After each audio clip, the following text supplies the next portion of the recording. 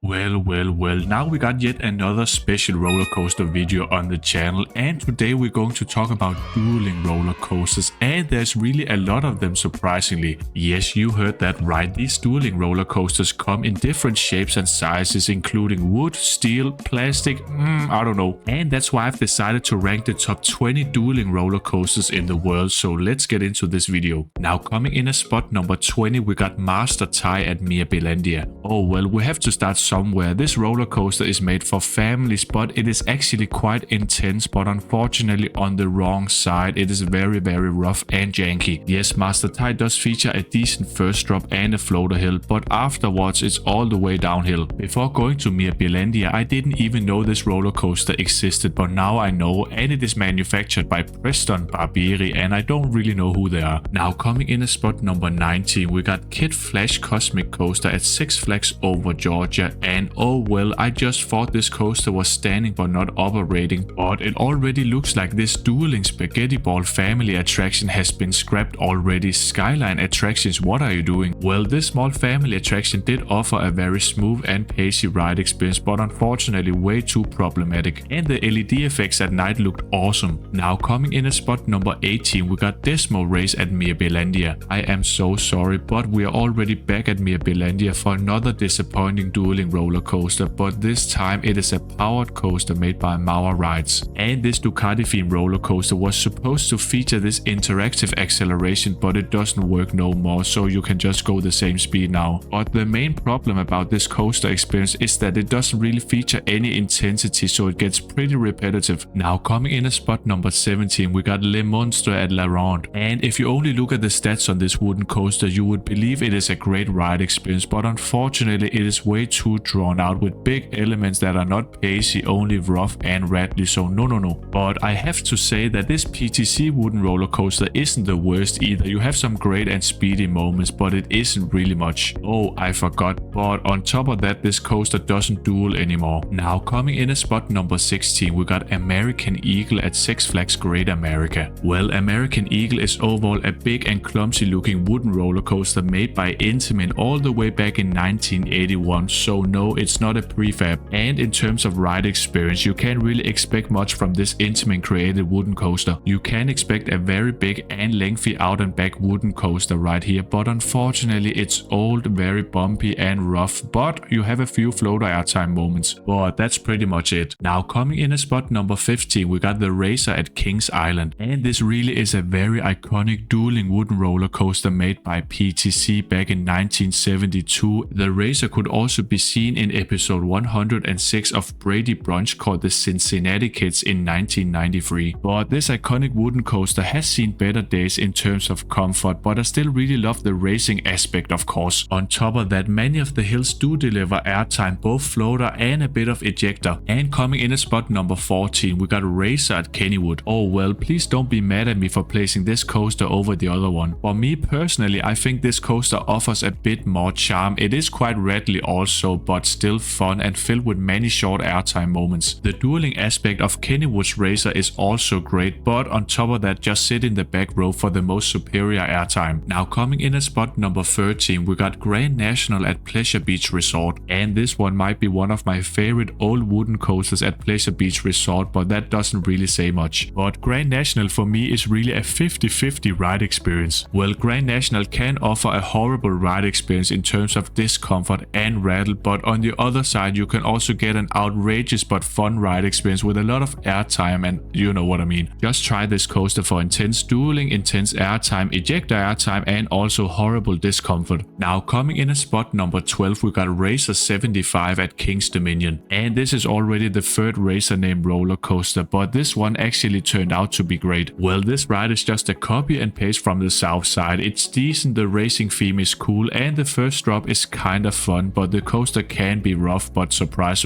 it's from the 70s yet again. Overall, I just think Razer 75 is decent because this coaster of course runs like a Woody from the 70s, but it still offers some great airtime moments. Now coming in at spot number 11, we got Gemini at Cedar Point. Yes, finally we are moving up in quality right here. We got the old aerodynamics hybrid coaster from 1978, but I still think people are overhyping Gemini right here. It is great, the racing is great, you have some airtime moments, but it is still still kind of rough, but you still have the steel track, so it isn't as janky as the other old wooden coasters on this list. Just remember to high-five the other team, even though we know red always wins. And just cracking the top 10 spot, we got Lightning Racer at Hersheypark. Finally, I can talk about another dueling wooden roller coaster that does not feature that out and back wooden coaster layer with the airtime hills. This time we got a GCI wooden coaster from the year 2000. Lightning Racer does feature this twisted roller coaster layout, and even though it's a low tier GCI because of the slow pacing, it is still decent. Yeah, this GCI coaster is also a bit shaky, but nowhere near the other ones on the list. Now coming in at spot number 9, we got Metahorn bobsleds at Disneyland. Now before going ham in the comments, please hear me out. I know this roller coaster isn't technically dueling, but you still got the double layout right here and pretty symmetrical also. For me, the Metahorn bobsleds are just iconic. This roller coaster is fast, pacey, but also a bit rough and janky, but I like it. And on top of that, you have a pretty lengthy and heavily themed ride experience going through this mountain, so I like it. Now should I say I like it one more time or just give up on English? Now coming in at spot number 8, we got Battlestar Galactica at Universal Studios Singapore. And these two Vekoma made roller coasters are very different from each other, but the look of these two coasters intertwining over the lake is perhaps better than the ride experiences. The red human side is said to be pretty boring because it's quite slow, twisty, and doesn't really feature any airtime. But the dark blue Cylon inverted coaster is said to be pretty awesome because it puts some strong G-forces on the different inversions. Now coming in at spot number 7, we got West Coast Racers at Six Flags Magic Mountain. Now the two coaster layouts on West Coast Racers are overall short and punchy and great. The yellow and white track are equally great in my opinion. The coaster always duels, which is awesome. It has airtime, you have 4 different inversions, the ride is smooth, but unfortunately you have the shoulder harness, those are not as great. Now coming in at spot number 6, we got Space Mountain at Magic Kingdom. And hear me out right here, because we got the same problem again. These two roller coasters offer 2 different coaster tracks, but they are symmetrical. But am I the only one who just loves this ride experience? I love riding in the back row, getting ejector airtime and sharp lateral turns. This classic indoor attraction by Aerodynamics does offer endless fun in complete darkness. You never know when you're gonna hit that sharp turn or airtime hill. Now coming in at spot number 5, we got Dowling Dragon at Happy Valley Wuhan. Well, many of us haven't really tried this dueling roller coaster by the Gravity Group because it is located in China. And the only thing this coaster has been known for is that high five moment, which looks awesome and iconic, but after that you got an intense Gravity Group Woody with many twists and turns and airtime moments. But I have heard that the discomfort does drag the ride experience down a bit. Now coming in at spot number 4, we got Dueling Dragons at Guangzhou Sunagland. And whoa, these two dueling roller coasters by Intamin really look awesome because you got the green inverted coaster and the red sit down coaster. Now both coasters feature this swing launch section, but after that I have heard that the green side is a bit better in terms of thrills and forces. With that being said, both coasters look great, but not out of this world. Now coming in at spot number 3, we got Joris and die Drag at Efteling. Well, surprise surprise, you got a great mix of dueling GCI wooden coaster madness right here. Now both rides are equally as great. You have the intense airtime moments, low to the ground twist and turns, which is typical GCI, but you also got some high tier racing moments. And the location by the lake only adds to the ride experience. Now coming in at spot number 2, we got Twisted Colossus at Six Flags Magic Mountain. And this is really a step up in terms of quality because this RMC iBox coaster is just awesome. The blue and green side are equally as great. Well, in terms of ride experience, you have the typical RMC goodness, ejector airtime and some funky elements. The only 2 negative things about this roller coaster is first of all that second slow lift hill, and then after that I hope it duels more in the future. Now coming in at spot number 1, we got Stardust Racers at Universal Epic Universe. Well, in my opinion, there's really no debate that Stardust Racers should be number 1 right here. Mark Rice has yet again created another world-class roller coaster. First of all, the dueling aspect of this coaster is next level, and after that you got a lengthy multi-launch coaster ride experience filled with ejector airtime moments, yum yum yum. And you know a roller coaster is world-class when they compare to Velocicoaster. Now I really want to know your thoughts in the comments below about this video. Was it a good idea, bad idea, do you agree or disagree? Let me know.